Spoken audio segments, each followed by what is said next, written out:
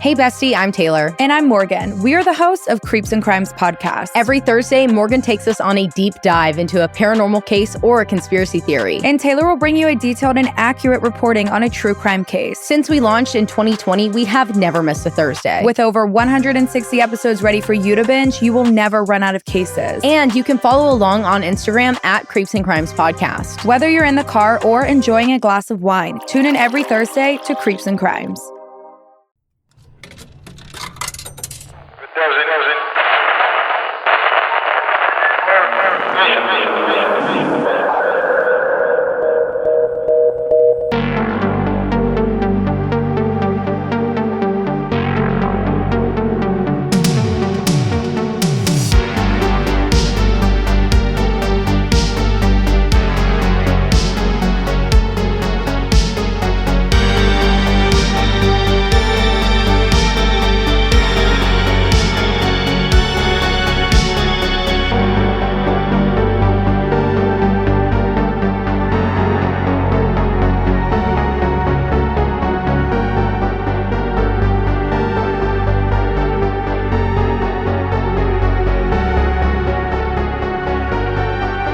Good evening and welcome to Monsters Among Us. I am your guide, Derek Hayes. Welcome to the program, everyone.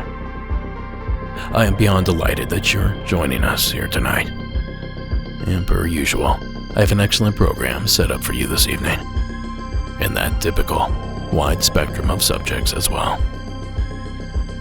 Now, you might not love every call you're going to hear tonight, but I do my best to make sure that you do love at least one of them. And it's a tall order, but a mission I'm not only confident in, but also eager to accomplish. So let's stop wasting time with small talk and get after it. And to jumpstart this evening, we venture to a state seldom represented here on the program, in a city that's known for its lights. Please welcome Genesis from Nevada to the show.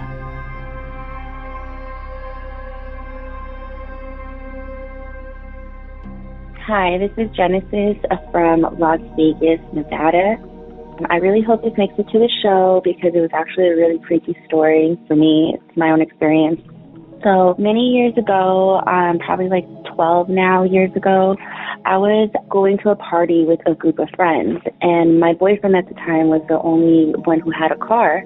So we all rode to the party together, and everybody was inside.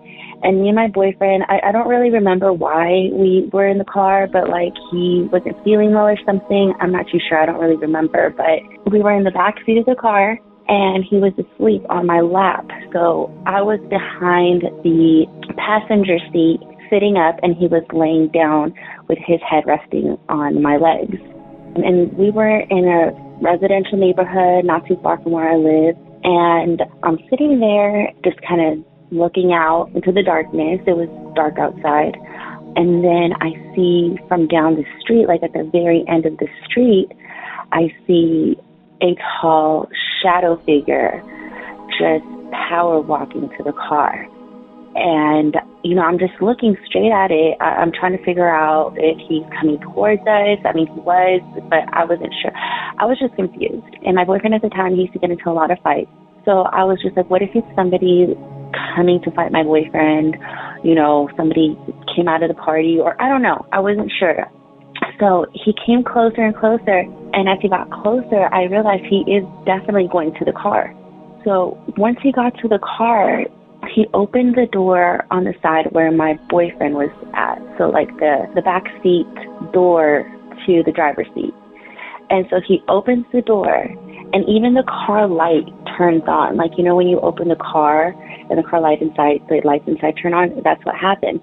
So he opens it and pops his head in. And I swear it was like the craziest thing. My biggest fear has always been to be so scared to the point where I can't scream, I can't yell, I can't react. That's exactly how I was. So he opens the door, pops his head in, and all I see is a shadow figure. It's just like a shape of a man. He had no face, like it was just a shadow. And he looks up and down at my boyfriend and slams the door shut and power walks away. Like, he was like pissed off. And he was walking away, and as he was walking away back to where he came from, all the way down the street, he turned his head around and looked at me, like shaking his head, like if he was he was pissed off. His body language just said he was angry. So I try to wake up my boyfriend. I'm waking him up. I'm like, oh my God, you got to go figure this out. Like, there's somebody here, this and that. And he's like, no, you were dreaming, like this and that. And I was like, no, there's no way I could be dreaming, because if I was dreaming, I would have woken up. I never woke up. Like, I literally have been sitting here this whole time. Anyway, he didn't really believe me. Fast forward a few years later, I was broken up with him already. He's kind of irrelevant in the story now. But I was at an event, a work event. It was a fight night. I think like Canelo, or I forgot who was fighting that day, Mayweather, I'm not sure. So I told one of my coworkers, I was like, hey, a friend of mine is throwing a fight party. If you want to come, you can follow me. And so she does. And at the time, I had a little car that didn't have tinted windows, so you could see like everything inside. So she's like, okay, I'll follow you. And so she is following me or whatever. We go to the party, have a good time, blah, blah, blah. Next day, when I show up to work, or on Monday, I think it was, when I show up to work, she's like huddled up with like other coworkers there, and I'm just like, hey, like what's going on? And she's just like, you know, I didn't want to tell you that night because I didn't want to freak you out, but when I was following you, I was just so confused, because I just thought to myself, at what point did she pick a guy up? Because, you know, my car windows weren't tinted, so you can see everything inside. And she said that she was confused because she didn't realize at what point I picked someone up. And she's like, yeah, you know, there was this shadow figure, like a really tall man sitting next to you, watching you the whole time you were driving. And then when you stopped the car and I parked behind you, and it was just you who came out, she's like, it was really confusing. You know, when you parked and, you know, I was staring, he looked back at me and I got freaked out. And then when you got out of the car and saw that no one was there, it was just even scarier.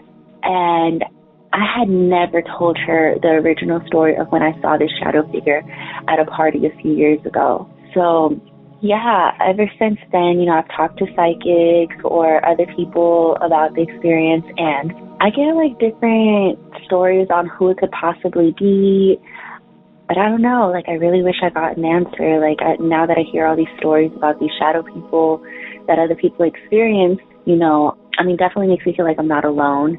The only thing that is a little different is that a lot of people say that the shadow figures that they see have like a top hat, but this guy didn't. He was just a tall shadow figure of a man.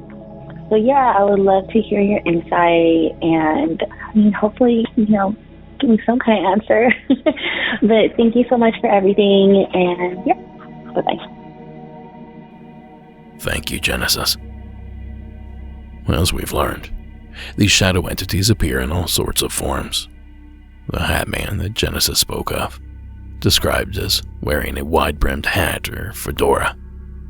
Then you have your classic shadow blob, a non-defined dark shape that sometimes takes on the overall shape of a human being.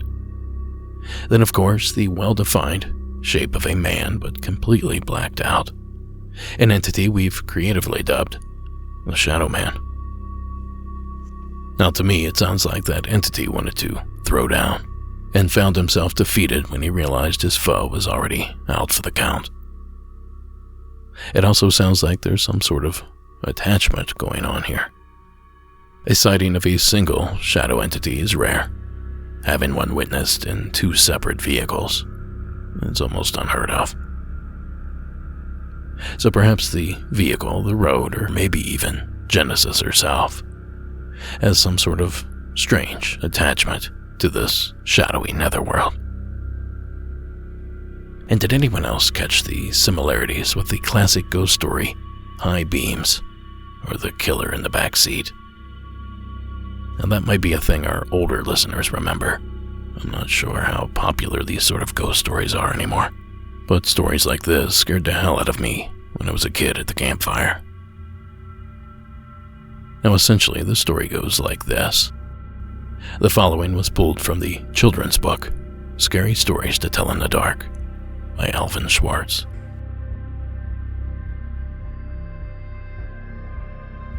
The girl driving the old blue sedan was a senior at the high school.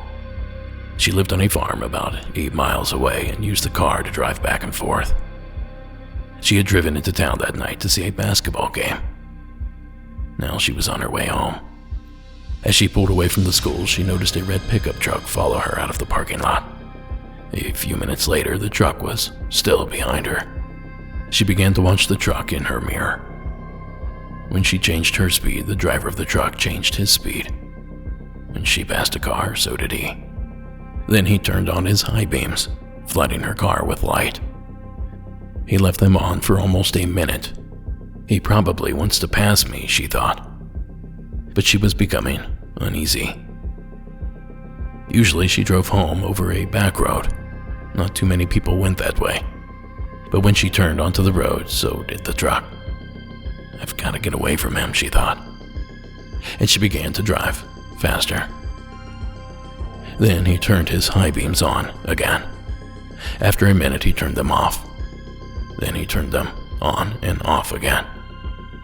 She drove even faster, but the truck stayed right behind her. Then he turned his high beams on again. Once more, the car was ablaze with light. What is he doing, she wondered. What does he want? Then he turned them off again. At last, she pulled into her driveway, and the truck pulled in right behind her. She jumped from the car and ran into the house. "Call the police," she screamed at her father. Out in the driveway, she could see the driver of the truck. He had a gun in his hand. When the police arrived, they started to arrest him, but he pointed to the girl's car. "You don't want me," he said. "You want him." Crouched behind the driver's seat, there was a man with a knife. As the driver of the truck explained it, the man slipped into the girl's car right before she left the school. He saw it happen, but there was no way he could stop it. He thought about getting the police, but he was afraid to leave her, so he followed the car. Each time the man in the back seat reached up to overpower her, the driver of the truck turned on his high beams. Then the man dropped down, afraid that someone might see him. I think most anyone could see the correlation here. The folklore version is said to be based on a true story that took place somewhere in the late 60s. Now, from what I understand, a man broke out of prison and slipped into the back seat of an empty car that he found. You know the rest. Except that the escapee didn't realize that he'd snuck into a cop's personal vehicle, and to put it bluntly, he didn't survive the experience. Now, details of this legend are sparse, so who knows how accurate that actually is. But how about the story Genesis shared?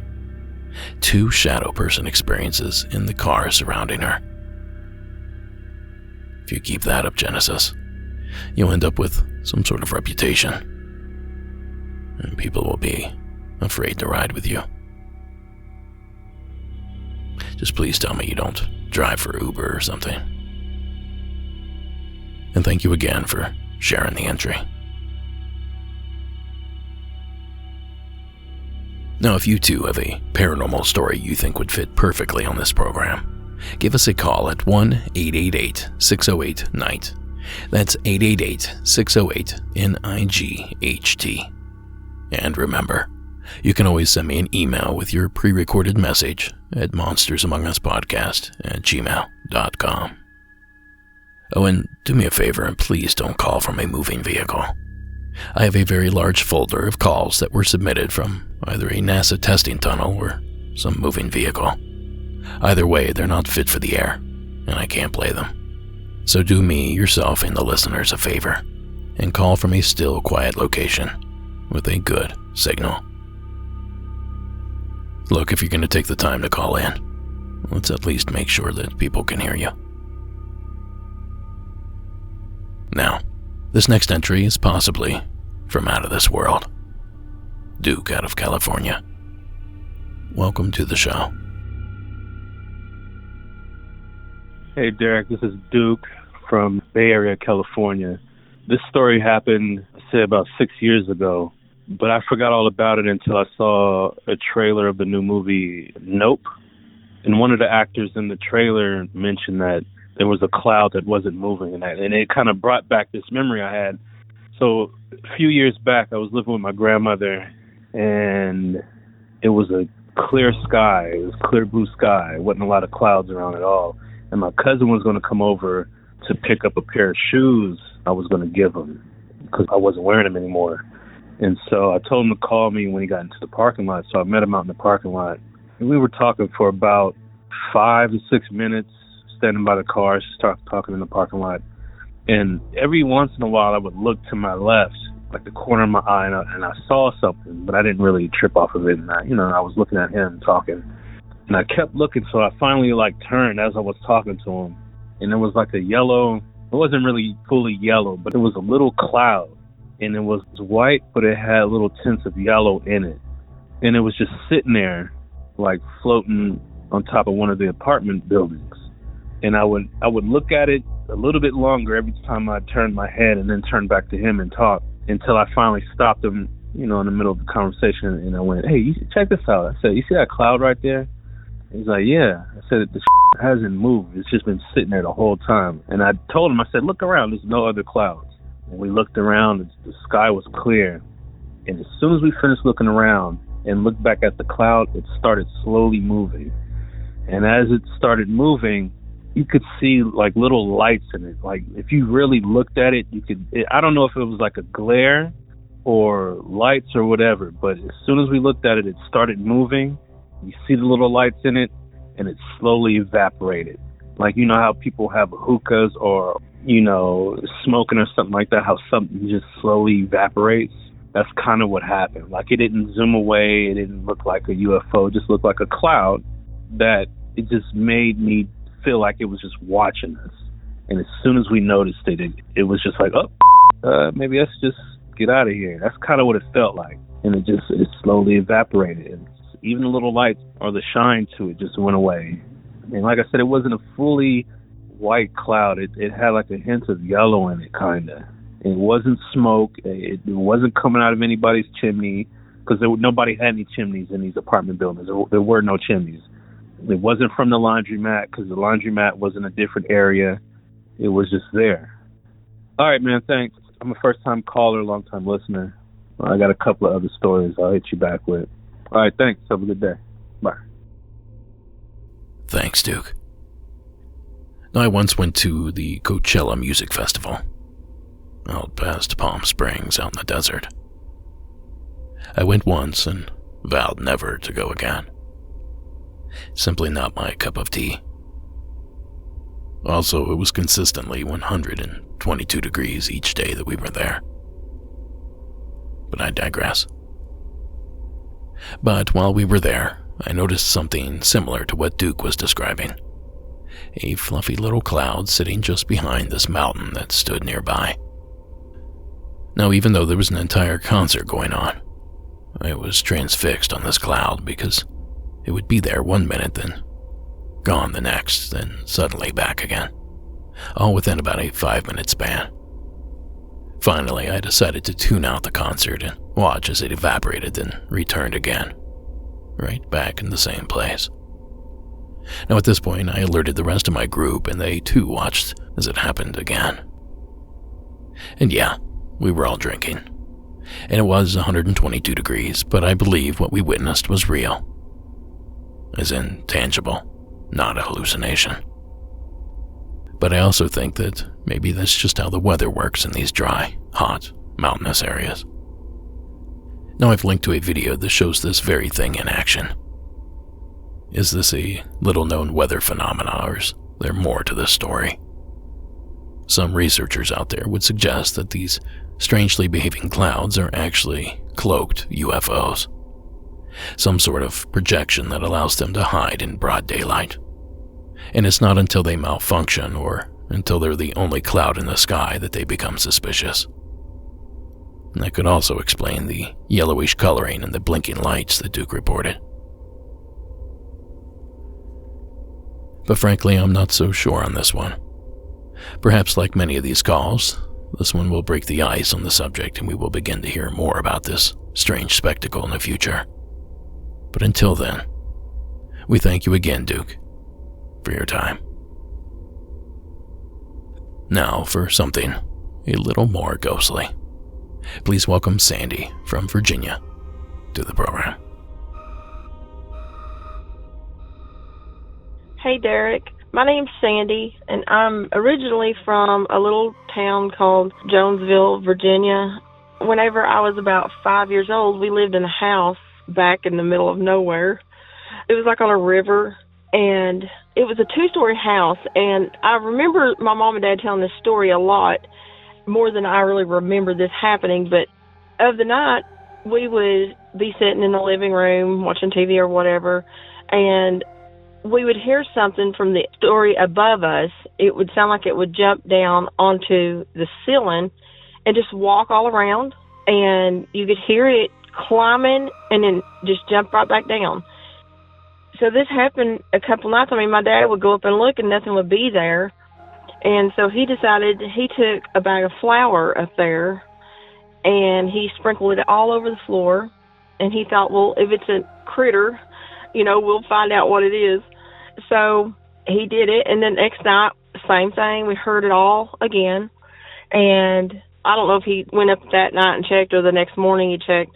There was no tracks, but something had been walking up there. It was kind of a spooky house anyway to me, and I always kind of felt, even though I was young, I felt a little unedged there at that house, and it sat right on a river. Like there was like these bluffs that, right down from our house, that there was a caves and stuff they claimed, and they actually also claimed that a couple ladies drowned, young girls drowned right in that bend close to where our house was. And I don't know if that's got anything to do with it or not, but that was always kind of a sort of a spooky story that we told, and heard all our lives growing up. But I remember the house being very creepy. We never could figure out what it was, but, it was very strange. And I love your podcast. My son actually told me about it, and we've got a couple other stories from our family. Maybe we'll have to call back sometime and share them, but I hope you can use it, and thank you for all you do, and we really are entertained, and that's my story. Thanks for hearing it. Thank you, Sandy. The old flower trick. Smart thinking. Now, typically that one's reserved for car bumpers as they lazily coast across a set of railroad tracks, collecting tiny little fingerprints as it goes. But this is a clever use as well. And overall, it sounds like an interesting, albeit terrifying place to call home. And we thank you again, Sandy, for sharing those experiences with us. This episode is brought to you by BetterHelp. We all think we know ourselves, but the reality is, we're all constantly growing and changing, which makes getting to know ourselves a lifelong process. And therapy can help you get a handle on what it is you really need to feel content in life by helping to deepen your self-awareness and self-understanding. Now, I found therapy has helped me unpack my emotions and reactions so I can make better decisions and be more at peace going forward. Therapy isn't just for people who have suffered trauma. It's for practically anyone on this roller coaster we call life, because we all need support when navigating the ups and downs. Now, if you're thinking of giving therapy a try, BetterHelp is a great option. It's convenient, flexible, and affordable. And for some reason, if you aren't vibing with your therapist, you can switch at any time for no additional charge. Discover your potential with BetterHelp. Visit BetterHelp.com/Monsters Among Us today to get 10% off your first month. That's BetterHelp, HELP.com/Monsters Among Us. Now, as always, supporting our sponsors supports the show. So thank you for listening. And back to that thing that's rummaging through your garbage. Now let's make our way back to the Commonwealth of Virginia, where this time Dana is waiting with her tale. Hi, my name's Dana. I'm from Virginia. My friend Leah listens to your podcast a lot, and we got talking about some of the paranormal experiences I've had, and she told me that I needed to call in and share at least one with you guys. So I've been having paranormal stuff happen to me my entire life. Ever since I was a child, I've seen ghosts, talked to ghosts, like they don't bother me at all. And as an adult, I'm a nurse, and I've had a lot of really weird things happen to me as a nurse. I've always worked in ER and ICU, so I've always been around a lot of death at work. So this particular story happened a couple of months ago, maybe a year ago. I was working night shift, working 3 nights in a row, 312s, in my cardiac ICU. And my first night, I got a patient from the floor who's come to my ICU pretty much to die. He needed to be on BiPAP, which they can't do on the floor. So he came over to us so that we could give him that intervention. And he rolled over, and he was like still coherent, like awake, like he knew what was going on, like he was choosing this, like he wanted to go in this direction. So like middle-aged guy or so. So I admitted him, and then the next night I went back to work, and my assignments changed, so he wasn't my patient. We were a small unit, and he was at the back end of the unit, and my assignment was at the front end. So anyway, so that night we had him in the second to last room and another patient in the last room that were both comfort measures that were getting ready to pass away. So right around 3 a.m., both of their telemetry, like their heart rhythms, started looking funky. And all of us were like, are they going to go together? Like, this is really weird, because at the same time, both of their rhythms started changing, like starting to look like not great.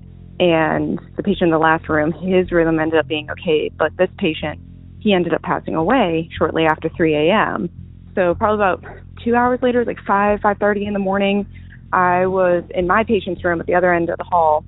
I had the curtain wide open, and I was standing in my room staring at my dialysis machine, and out of my periphery, I saw a man standing in the hallway. Like, I just saw a guy, and I looked, and there was no one there. And I was like, oh, okay, it was a ghost. It was probably the guy that died in the back. Okay, that's fine. Like, that happens to me. I wasn't freaked out. I was just like, okay. So I go home, sleep all day, get up, go to work the next night. And I get off work in the morning, and sometimes, like back then when I worked night, my husband would sleep out on the couch because our work schedules were just so off that sometimes he'd sleep on the couch so we both could get, like, good rest and not keep each other up. So I wake up after my third night and get a nap, and I have a text from my husband saying, hey, babe, I think there's something in the house. Can you do, like, a cleansing? Because I'm practicing Wicca, and he's like, can you do a cleansing to kind of get, like, the spirit out? And it's not the first time I've had to do it. And I was like, oh, yeah, sure. So our apartment on the second floor, it was like you walked in through the door, you're in our apartment, there's a staircase straight up, and our apartment was on the second floor at the time. So, and then I go through each room with my incense, basically telling the spirit, like, you're not welcome here, you need to leave. And I would open the windows or, like, the slider to my balcony and say, like, the window's open, the door's open, like, you need to leave, like, go. And I get through the whole house, and, like, everything was totally fine, my house felt fine. And I get to the top of the stairs, and I'm like, oh, there you are. And I can just feel this energy in my staircase. Not evil, like, not angry. It was, like, scared. Like, he was just scared, and he didn't want to leave. But I could just feel it. Like, my aura, my skin, like, I could just feel him in there, and I did not like it. And so I was like, okay, deep breath. Here we go. And I go down the staircase, and I tell him, you need to leave. You're not welcome here. I open my front door, and I say, the door is open. You need to go. So I go upstairs, and, like, felt like the energy was gone. It felt lighter, like, felt better and more calm in my place. So, all right, time goes on. My husband comes home from work, and I say, you know, I think the spirit's gone. Like, everything's good, but what made you think that there was even a spirit in the house? Like, I never asked. And he said, oh, it was the wildest, scariest thing. He said, when I was sleeping on the couch, he was having sleep paralysis, but not like normal sleep paralysis, more like he was dreaming and seeing himself lying on the couch, and he saw a man walk up the staircase, stand at the top of the stairs, and stare at him. And every time he thought he woke up, he was in that dream again. It was almost like the movie Inception, like dream within a dream within a dream. And he knew he was trapped. And he's like, I thought that the man I was seeing was trapping me. And so he said that he went through like 9 different layers of dreams, like trying to wake up, couldn't wake up, and had to, in his dream, because he was also like lucid dreaming, was like, I need to do something to startle myself, to wake myself up. So in his dream, he just pictured that he just got like stabbed, like something to give him like an adrenaline rush, and he was able to like finally wake up in like a full body sweat. But I never told him that I had a patient die and that I saw his spirit like in the hallway. Never told him that the spirit could have followed me home. Never told him anything. And he never even said to me, oh, I was having sleep paralysis. Like, it wasn't until after I felt the energy in the staircase that it came out that that's where he saw this spirit in his dream. So it was super freaky. And that kind of stuff happens all the time to me and my husband, where we both have separate experiences that validate each other's. So that's one of my stories. I hope you liked it, and hopefully I will call back soon with other stories. Thank you so much. Keep it spooky. Thanks, Dana. Ghostly activity in a hospital. You know, that's nothing new to us. We hear this sort of thing all the time. And for good reason, I would think. Hospitals are downright creepy. And this call made me wonder how many doctors, nurses, and other medical professionals experience activity in their homes. Is that a known occupational hazard? Things following you home? Or is that just my imagination running away from me? Thanks again, Dana, for the stories. Now, folks, keeping with that haunting vibe, we're headed to the opposite end of the country. Brooke from Washington State, welcome to the show. Hey, Derek, this is Brooke calling from Washington State. So I grew up in a house that was supposedly built on an old Indian burial ground. The house was built in 1893 and moved from one point to where it was built up to a different point higher away from the river to avoid flooding and things like that. So I grew up in this house, and I had a lot of experiences, but I remember one night in specific, my mom was not there. I was probably about 16, 17, and we had a dog that was very social. She liked to go jump on people and lick them when they came to the house. So as soon as somebody pulled up the driveway, she knew, and she heard it, and she would go run to the door and get all excited. So this one night, I didn't hear anybody pull up the driveway, but she was acting weird. So I opened my door, and she just went to the top of the stairs. Normally she would run all the way down them and bark at the front door, but she stayed at the top of the stairs, and she kind of hunkered down, and she started growling, like the most crazy growl I had ever heard her do. And I got scared, and I had, for whatever reason, I had a kitchen knife, a sharp knife, but a kitchen knife in my bedroom. And I made my dog come back in the room. I closed the door, and I had this knife under my pillow because I was scared. I thought somebody was in the house.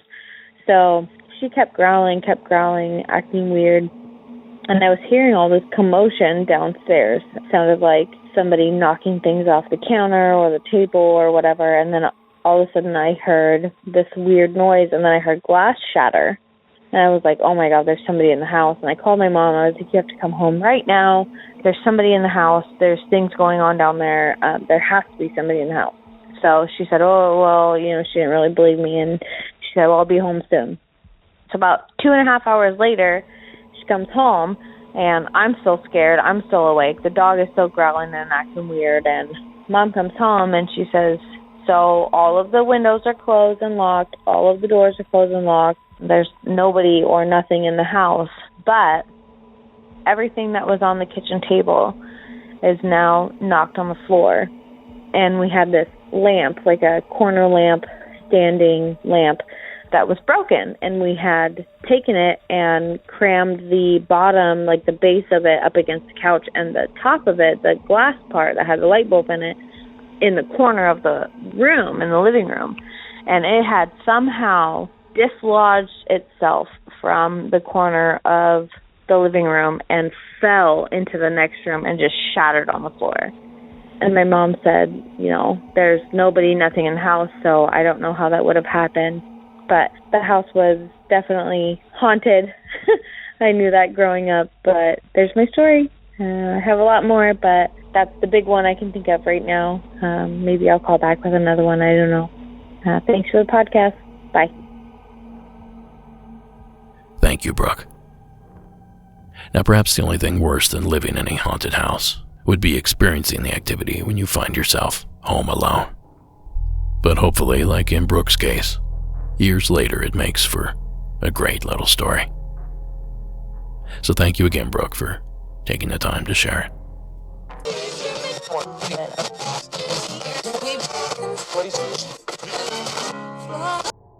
Well, we've pretty much covered every single ghostly angle we could over the last few calls. So now it's time to venture into the world of monsters and creatures. A little cryptid corner, if you will. And to kick this stint off, please welcome this anonymous caller from parts unknown. Hi, Derek. I love the show. I have called in before. I happen to have a gift, if you want to call it, of precognition, or I might even consider it time travel. I tend to find my spirit wandering and watching things that are going to happen in the future, and they always come true because it's not a dream. It's literally an experience. So anyway, I happened to be in this state during one night, wherever I was traveling in this astral projection I do. I don't do it willingly, it just happens. And I was underneath a house, and I started coming under the house, and I ran head into this creature that looked kind of like the thing from where the wild things are, with red, furry, shaggy fur, gigantic, but it had a human face, like straight-on human face with two horns. And next to it, it had a little kind of elfy sidekick. I didn't get a good look at it because it kind of stays behind this thing. But when I met it eye to eye, I got really frightened, and I said, oh, I got to get out of here. And I backed completely away. Okay. Shortly after that, within a couple of months, I had to move. And we had a couple of houses we were redoing, and I had really never been in this other house, but I had to move there. So I moved into this house, and it was an older house. And, one night I'm laying on the couch, maybe a month after we moved in, and all of a sudden I see this thing and its sidekick start walking past me in the living room. This must have been 1:30, 2:30 in the morning. And it was right there walking past me. Now, the property bordered a giant forest that is a national preserve. And in the woods, there are many strange things. And my inclination is that this thing is an interdimensional creature. And that's why no one has ever been able to catch a Bigfoot, because it's interdimensional. But I saw it ahead of time, and then I saw it literally. And it was in this house. And I was happy when I moved out. That's my story. It's true. I'm not crazy. I don't take meds. I've never had any problems medically. And, some people just have this gift that's not really accepted nowadays because science, whatever. But people really do have this precognition or time travel ability. And I've been given it, I've seen good, I've seen bad. So that's my story. And thank you very much. Thank you, caller. Who am I to judge? I told you guys a few weeks ago that I can predict pregnancy, at least sometimes. So perhaps it shouldn't sound all that odd for others to claim that they too have mysterious abilities. But not judging and not believing are two different things. Not to say that I don't believe our caller, because she certainly sounds convinced and convincing. But I have a hard time believing that I have any sort of special ability, let alone anyone else. But maybe there are creatures just beyond our plane of existence. Perhaps there is that occasional bleed over when we enter their world or they stumble into ours. And it's certainly one way to explain all this activity. And I suppose it's a pill that's just as easy to swallow as any of it. So digest it any way you can, dear listener. And thank you, caller, for expanding our perspectives. It's a great show, by the way. Friends of the program, Cam and Kyle down in Texas. If you like my show, I think you should check them out. Not a paid promotion. Now, as it turns out, this next submitter too has chosen to remain anonymous. but we do know that he's from that state up north. So I was going to give you my name, but people up here think I'm weird enough as it is. So I'm currently located in Michigan's Upper Peninsula, and there's a lot that leads up to this, but to keep it short, I'll just get to the point. A year ago, I was staying at my mom's house, and I typically stay up pretty late, kind of have a hard time falling asleep. So I'm in bed. I'm on my iPad trying to pick something on YouTube to fall asleep to. I look at the clock on there, and it says 3:04 or something like that. I lay back, close my eyes, slowly start to drift off, and wake up to my itchy beard. So I'm scratching my face, and I just happen to look to my left, and there's a tall, gray-skinned, pale-eyed, like emaciated thing standing there. The best way I can really describe it is to compare it to like Smeagol from Lord of the Rings and Voldemort if they had a baby. That's kind of what it looked like. And it was just staring at me like it was shocked or surprised that I'd woken up and seen it. Like it didn't expect to be caught. And I started kicking and scooting and yelling. And as I'm doing that, it creeps to the corner of the room where my view of it's obscured by a stack of pillows next to me. And the next part's kind of hard to explain. I don't really know how to put it, but I guess I lost consciousness. Somehow I ended up back asleep, and when I woke up, I looked at my clock and 40 minutes had gone by. Made the mistake of telling my girlfriend and my mom, and of course, you know, they're supportive and say they believe me, but I know they don't. Anyway, that's it. Hopefully, you can use this. If not, no worries. Thanks. Bye. Thank you for that entry. Now, if I didn't know any better, I'd say that this is an alien abduction story. A lot of the elements seem to be there. He's mentioned that a lot of strange activity was going on prior to this event. High strangeness is often a side effect of these alien abduction cases. He'd also mentioned that he'd seen a creature in his room that, as far as I can tell, matches perfectly with the infamous gray aliens of paranormal lore. Not to mention the bout with missing time that our caller reported as well. So I may be stating the obvious, but it sounds like an alien abduction to me. And when it comes to these cases, there really seems to be no rhyme or reason as to why one person is chosen over the other. We look for patterns and we look for similarities, but are often left scratching our heads. But in researching this topic for this particular call, my assistant Delaney stumbled upon something I thought could at least connect a couple of dots. It seems that the state of Michigan, the location of our caller's strange experience, is a hotbed for this sort of behavior. In fact, one town in the Mitten State, in particular, seems to be ground zero for the alien abduction phenomena. At least it did back in the mid-90s. Headline: EMU sociologist examines reports of UFO abduction. Irish Hills featured in TV program. An Eastern Michigan University sociologist is examining reports of a rash of alien abductions in the Irish Hills that will be featured on a Saturday night television program. Judy would have laughed and flipped the channel if someone on television had claimed aliens abducted her, impregnated her, took her fetus, and gave her healing powers. But not after 1989, when what seems like a whopping tale became her life. I do not blame anyone who doesn't believe me. I would not believe me if it had not happened to me, said the Irish Hills resident.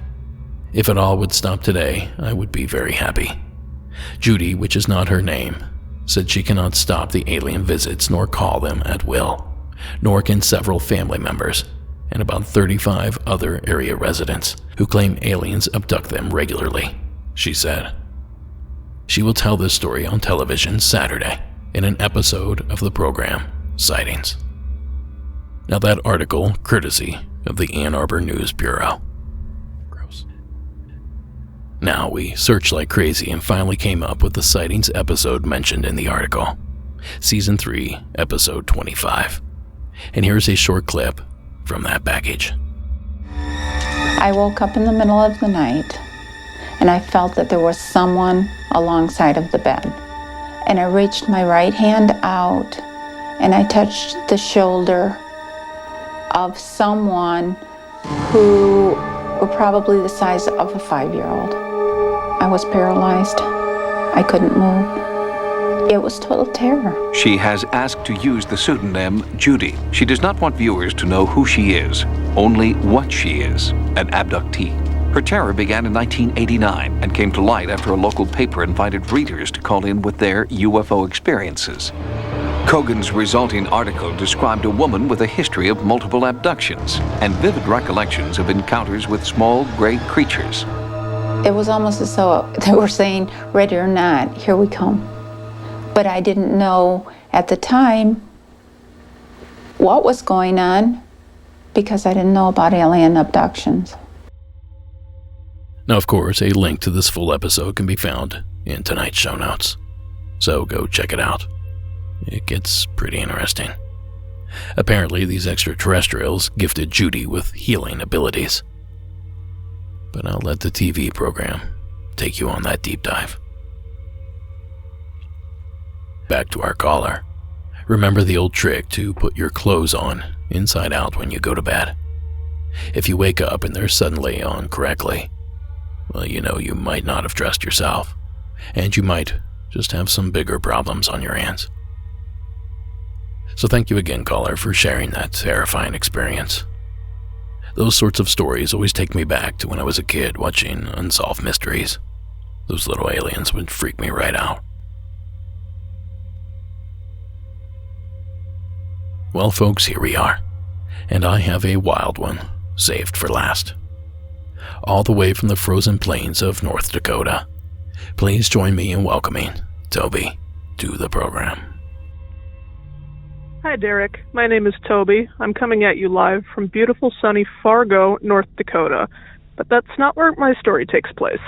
My story takes place in Minot, North Dakota, over 20 years ago now, when I was about 6 years old. Minot, North Dakota is a smaller city, around 30,000-ish people, about an hour from the Canadian border in North Dakota. So not super remote, but fairly remote. Now, when I was around 5 or 6 years old, we moved to North Dakota, and there was a night where everyone else in the house was asleep, and I was still awake. And being a little kid, I kind of went out into the front room of the house where there was a window that looked out across the street to a vacant lot that was across from our home. No trees, no shrubs, no anything in this vacant lot, just thorns and weeds and a little green electrical box. You know the kind, the little outdoor kind. And the reason that I'm making this call is actually inspired by similar calls that I've heard from Florida, the ones about the pale crawlers and the other weird whitish creatures. And the one that stuck out to me the most was one where the caller had described the thing that they saw as having something like the head of a deer. So when I was 6 years old and I was looking out my window this night, I looked across the street and I saw this white animal that at first I thought was a rabbit because it was white and it had long ears. And what other creature is white and has long ears but a rabbit? So I'm watching it and it peeks its head up from behind that little electrical box. And as I'm watching it, it stands up on two legs and it is very much not a rabbit. It actually looks more to me at the time like a kangaroo. It held its paws in what I would describe as like a raptor hands kind of style, tucked up. It had a long tail, and it bounded away on two legs. It didn't look really, really tall like the pale crawlers and the other calls. It was probably more around my height, which at the time I would have been not even 5 feet tall. And this little kangaroo creature popped up from behind this green electrical box, and it got up and it hopped away, and I watched it hop away until it was out of sight, and I couldn't follow it with my eyes anymore, and it was gone. The next day, I went out to play, and I went out into the field looking to see if I could find any tracks or any sign of this weird animal, and I never could. I never could find another trace of it. It showed up just the one time, seemingly out of nowhere, hopped away, and it was gone. And as a little kid, I never bothered telling this story to anybody because I figured a 6-year-old, even then, they're just plain not going to believe me. They're not going to believe what I saw. But as an adult, I've done a little bit more reading into the subject, and it turns out that weird phantom kangaroo sightings actually are a cryptid thing that exists. The only ones that I could find, though, were in Texas. And in Texas, they had an added layer to the story because they said the kangaroo in those stories would kill and eat dogs. And kangaroos in the wild are vegetarians who eat grass. So whatever killed and ate those dogs was not a kangaroo, even if it looked like a kangaroo. And it really stuck out to me with these pale crawler stories because most of them are pretty nondescript. They just say there is a figure or a creature with white hair, but they don't go on to describe any other pieces of it, except for that one caller who described it as deer-like. And of course, if you look at a kangaroo, they stand upright, and they have heads that are pretty deer-like. But it's quite a geographical distance between me and the other caller, one being in Florida and one being in North Dakota. So, I don't know, maybe this rare phenomenon migrates, or maybe it's just more widespread than we think. But that's really all I got for you. Thanks for letting me call in. Love the show, and take care. Thanks, Toby. He's correct, you know. Out-of-place animals, including kangaroo, are considered cryptids. And he's also correct in that kangaroo have been reported all over the United States. Cases in Ohio, Texas, Oklahoma, Florida, and Wisconsin all come to mind. Just do a quick search for escaped kangaroo in the United States, and you'll see plenty of examples. And when these kangaroo do escape, likely from the same place our ABCs escape from, private collections and breeders, they often become a phenomena we call phantom kangaroos. But there is something I feel that Toby was wrong about. He claimed that a kangaroo would not kill a domestic dog. And I'm here to say that I've heard plenty of stories to the contrary. In fact, I even have audio evidence to prove it. I remember being told of kangaroos taking dogs and grabbing them and trying to drown them. Instantly, I became alarmed. Luring the predator into the water. It's a well-known kangaroo defense. Once the kangaroo is in the water, it's safe. Its height allows it to watch and wait as the dog swims out to meet it. It lets the dog get close and lunges, using all its weight to keep the dog under until it drowns. The kangaroo can stand in quite deep water and the dog can't touch the bottom, at which point they can then grab it and hold it underwater. Now that clip from the deadliest place on Earth from Animal Planet. And I know what you're thinking. Sure, a 6-foot-tall, 200-pound kangaroo can drown a dog. They have a height advantage, they're using the water. But what about killing one on land? Well, sadly, I have an example for that as well. A Keilor family has been left devastated after their beloved Pomeranian was killed by a kangaroo. They've told Dougal Beatty the 2-metre-tall buck mauled the dog when it became trapped in their backyard. Now that clip courtesy of News 9 out of Sydney, Australia. And I bet you're all now wondering, when was the last time a human was killed by a roo? Well, the answer to that is back in 1936, when 38-year-old William Cruikshank was stomped to death while, and get this, saving his dogs from a kangaroo attack. The point here being that they may seem cute and mascotty, but they're actually dangerous creatures that should be respected. And if you come in close contact, maybe feared a little bit. But it's well known that there are no kangaroos in the state of North Dakota, right? Well, there's actually said to be one. A woman named Gloria Whipper owns the only kangaroo registered with the state's Board of Animal Health. And get this, she strongly believes that there is another one out in the wilds of North Dakota somewhere. She's even found tail swirls and footprints, and even heard the animal's distinct call. which sounds like this.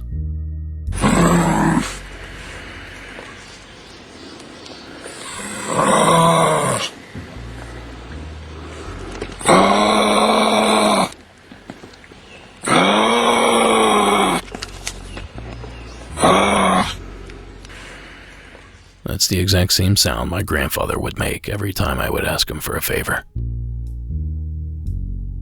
But in fairness to him, he still almost always did the favor. Now, in addition to Whippler's suspicion, North Dakota Deputy State Veterinarian Beth Fuller claims that her office has received a number of reports claiming a kangaroo is wild in the state. So if this were indeed a rue, Toby wouldn't be alone in seeing it. But let's just say for a moment that it wasn't an escaped kangaroo that was witnessed that evening. What else could it have been? What other bipedal creature could have crossed paths with Toby that evening?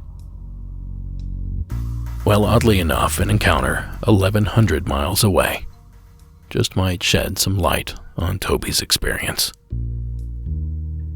Something strange happened in the tiny town of Enfield, Illinois, where 50 years ago this week, they were tormented by an abomination that is still discussed to this day. Here is the actual article that ran all the way back in 1973 that exposed the country to this mysterious creature, courtesy of the Associated Press. A monster at Enfield.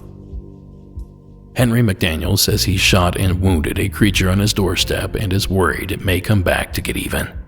McDaniel, 50, said he had just returned from a meeting Wednesday night when he heard something scratching on his door. It had 3 legs on it, he said, a short body, 2 little short arms, and 2 pink eyes as big as flashlights. It stood 4.5 to 5 feet tall and was grayish colored. It was trying to get into the house, he said. McDaniel, an antique dealer, said he slammed the door and grabbed a pistol and flashlight from the dresser in his bedroom and returned to the front door, opened it, and spotting the monster about 12 feet from the house, he fired 4 shots. When I fired that first shot, I know I hit it, he said. The creature gave out a hiss, he said, much like a wildcat's, judging from his imitation of the sound. Covering 50 feet in 3 jumps, it fled through some brush along a railroad embankment that runs near the McDaniel home. Now, the police came and couldn't find anything. Then McDaniel actually saw the creature a second time, but still with no identification. Now, links to the article I just read and nearly anything else I discussed this evening can be found over at our website at monstersamonguspodcast.com and clicking the show notes tab. But imagine it, a 4 to 5 foot tall, gray creature with 2 arms, 3 legs, and glowing pink eyes. Honestly, it sounds exactly like another kangaroo to me, especially if you consider that massive tail, a tail roos often sit on, especially when taking a defensive position. But here's the kicker. Henry McDaniel, the witness that evening, claimed to have once had a pet kangaroo when he was stationed in Australia. So in his opinion, he could not have been mistaken. But what if that kangaroo had some sort of ailment? Mange, frostbite, hair loss. Would he recognize it then? And would Toby if he was confronted by the same scenario? The Enfield Horror, as it was later dubbed, may not have been a kangaroo, but it is worth noting that the other attribute mentioned, those glowing pink eyes, well, kangaroo have very large eyes for the size of their faces. And it might not shock you to know that they glow a bright reddish pink when illuminated, giving them the appearance of something evil or sinister. Now I link to a photo example in the show notes. Go take a look if you dare. And I don't know, Toby. I certainly don't mean to diminish your experience by suggesting it could have been an Australian marsupial, but all the evidence seems to point that way. Now we just need someone to go out there and catch it and prove just how wrong I actually am. Until then, though, we thank you, Toby, for sharing the entry. And that's going to wrap this one up, folks. It's been a pleasure serving you heaping helpings of horror this evening, and I trust I'll catch you back here again next week for a brand new installment. But until that day, Monsters Among Us is written and produced by me, Derek Hayes. Additional support is provided by Sarah Carter Hayes and Delaney Bowers. All media used in this production is done so under the protection of fair use. Please take the time to follow us over on social media, and while you're at it, give us a like and follow over at YouTube as well. And if you don't mind, maybe leave us a rate and review wherever that sort of thing is possible. And finally, the score you heard this evening was provided by Iron Cthulhu Apocalypse, Co.AG Music, and Carl Casey at White Bat Audio. Thank you so much for tuning in. Keep your eyes open for the unusual, and above all else, keep it spooky out there. And have yourself a good night. Oh, and be sure to listen through these next ads. Not only does it help support the show, but we also hang out behind those ads from time to time. And you're welcome to join us if you'd like.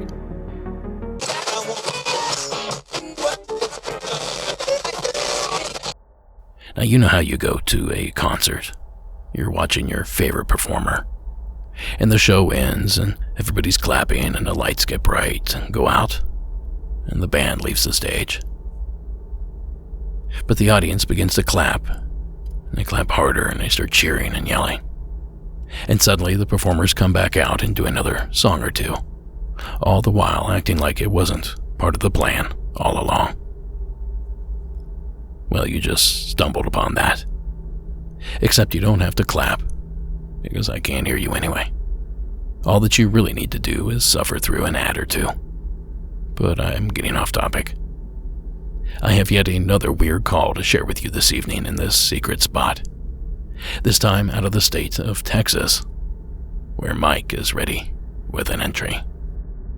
Okay, so my name's Mike. I'm from San Benito, Texas.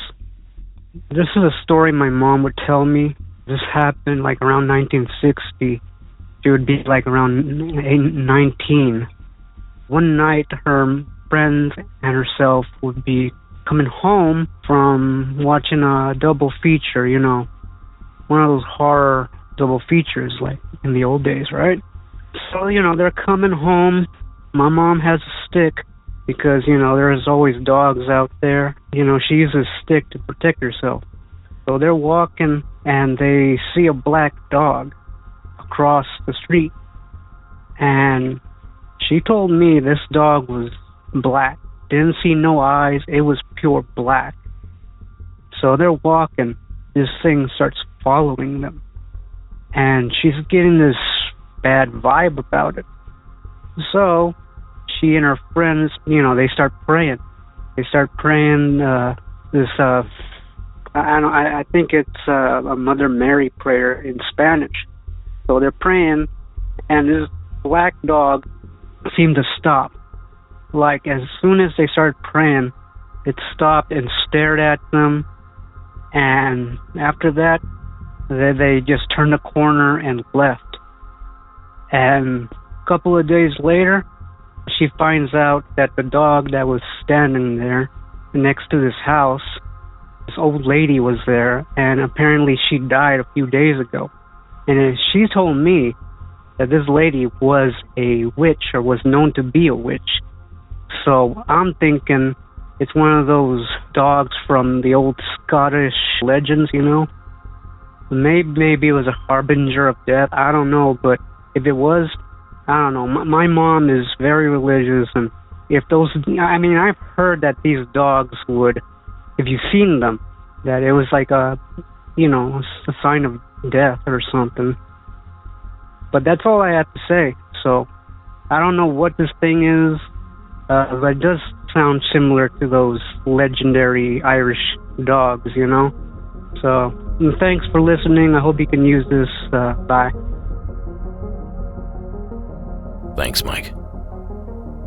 Now, you know I'm proudly owned by 2 black cats, so I'm quite familiar with the effects a negative reputation can have on an animal, or a color of animal. Black dogs and cats are much less likely to be adopted than those of any other color. And that's due mostly to the stigma attached as a result of hundreds of years of folklore. So don't let stories like Mike's, no matter how awesome it is, dissuade you from adopting a black cat, dog, rabbit, or whatever. Don't buy into the hype. And on that note, it was a great story, Mike, and we appreciate you sharing it here with us. And that's going to take us over the threshold. From here on out, this episode is going beyond. But you can join us by signing up over at patreon.com and searching for Monsters Among Us Podcast, or go directly to our website at monstersamonguspodcast.com and clicking on the Patreon tab. The $1 level gives you ad-free episodes. The $5 level gets you access to not only ad-free content, but the entire back catalog of bonus material, including some 80 hours of additional content, and the remainder of tonight's episode. And tonight we explore the connection between sleep paralysis and alien abduction. More Ouija board stories. We also discuss a southern Sasquatch. So I truly hope that you join us. Now, to get us started this evening, we begin with a bit of a rebuttal. Here is our anonymous caller from the state of Alabama. Hey, Derek. I have a rebuttal on the last episode you did. The Bama Slam clip you played. Now, I live in the same county. The people that run Bama Slam, for those who don't know, which most of y'all don't, Bama Slam is a big music venue. It's a ATV venue. It's a mud bogging venue. Everything. It's all about money.